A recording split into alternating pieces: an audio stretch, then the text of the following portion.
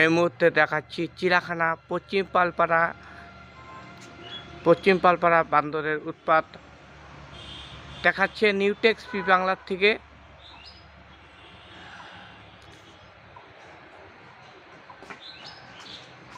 আমরা দেখাচ্ছি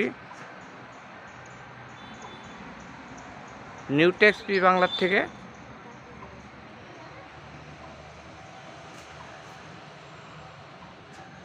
চার পাঁচটা আছে, মানে একটা দেখাচ্ছি এই মুহূর্তে।